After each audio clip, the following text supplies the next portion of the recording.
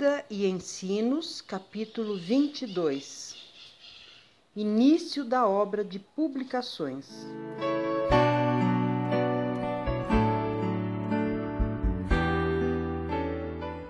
Numa reunião em Dorchester, Massachusetts, em novembro de 1848, foi-me concedida uma visão da proclamação da mensagem do selamento e do dever dos irmãos de publicar a luz que resplandecia em nosso caminho.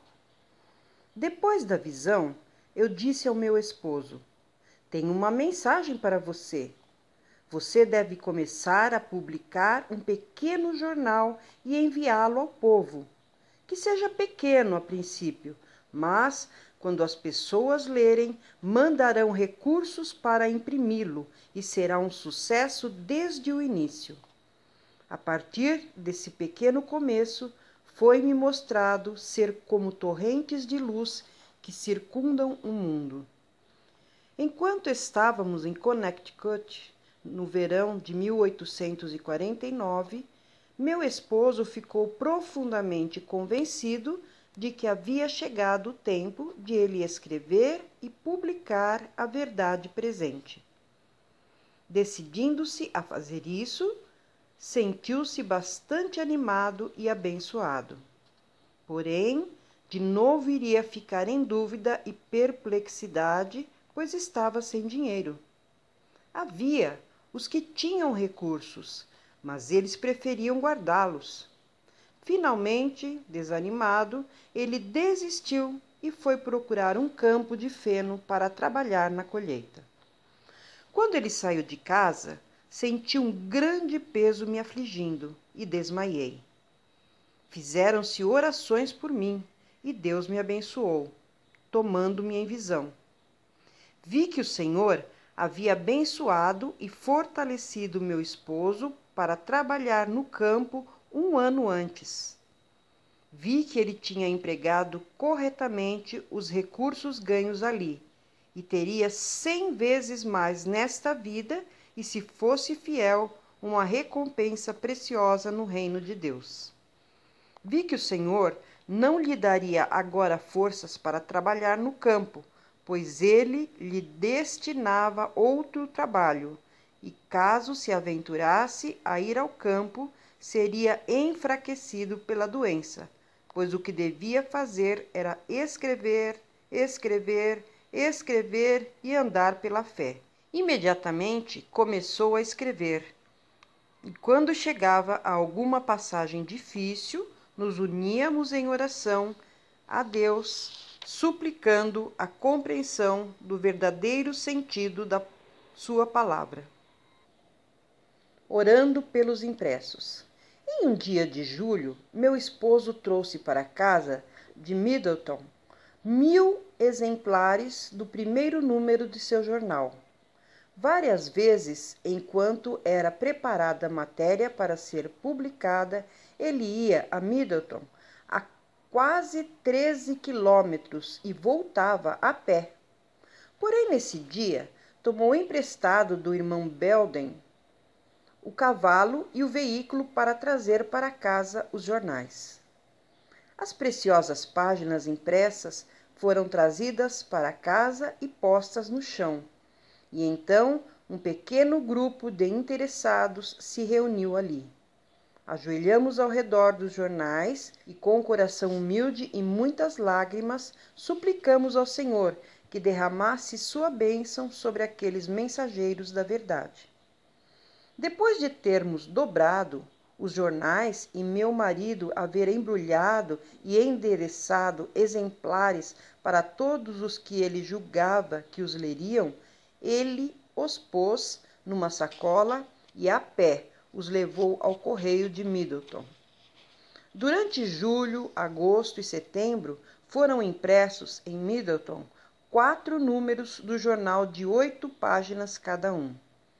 Sempre antes de os jornais serem expedidos, nós os expunhamos diante do Senhor e fazíamos a Deus orações fervorosas, misturadas com lágrimas, a fim de que sua bênção alcançasse os mensageiros silenciosos. Logo depois do envio do primeiro número, recebemos cartas que continham recursos para continuar a publicar o jornal e notícias de muitas pessoas que aceitavam a verdade.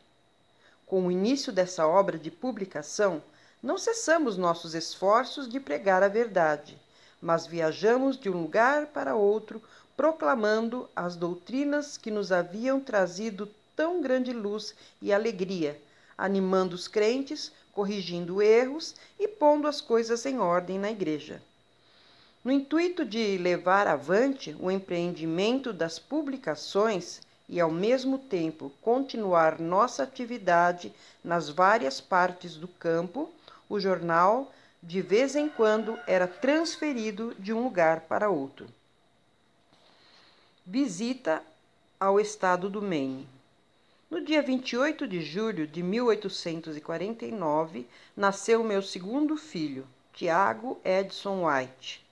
Estando ele com 6 semanas de idade, fomos ao Maine. No dia 14 de setembro, assistimos a uma reunião em Paris. Estavam presentes os irmãos Bates, Chamberlain, Ralph e outros irmãos de Topsham. O poder de Deus desceu, quase como no dia de Pentecostes. E 5 ou 6 dos que haviam sido iludidos e levados ao erro e fanatismo caíram prostrados ao chão. Pais se confessaram aos filhos, filhos aos pais e uns aos outros. O irmão J. N. Andrews, com profunda emoção, exclamou: trocaria 1000 erros por uma verdade. Poucas vezes temos testemunhado cenas assim, de confissão e súplicas insistentes a Deus para que conceda perdão. Aquela reunião, que foi o começo de melhores dias para os filhos de Deus em Paris, foi para eles um oásis no deserto. O Senhor estava preparando o irmão Andrews para ser útil no futuro e lhe estava proporcionando uma experiência que seria de grande valor em seus trabalhos futuros. Avançando pela fé. Numa reunião realizada em Topsham, alguns dos irmãos presentes expressaram o desejo de que de novo visitássemos o estado de Nova York. Mas minha saúde debilitada me abatia o ânimo. Disse-lhes que não ousava me arriscar, a menos que o Senhor me fortalecesse para essa tarefa. Oraram por mim e as nuvens se dissiparam. No entanto, não havia recebido a força que tanto desejava. Resolvi andar pela fé e partir, apegando-me à promessa: minha graça te basta. 2 Coríntios 12, verso 9. Em viagem para Nova York, nossa fé foi provada, mas obtivemos vitória. Minhas forças aumentaram e pude me alegrar em Deus. Muitos aceitaram a verdade depois de nossa primeira visita. No entanto, havia muito para ser feito por eles, e foi necessária toda a nossa energia nesse trabalho. Trabalho em Oswego. Durante os meses de outubro e novembro, enquanto estivemos viajando, esteve suspensa a publicação do jornal. Mas meu esposo ainda sentia sobre si o encargo de escrever e publicar. Alugamos uma casa em Oswego, Nova York, tomamos mobília emprestada de nossos irmãos e começamos a vida doméstica. Ali, meu marido escreveu, publicou e pregou.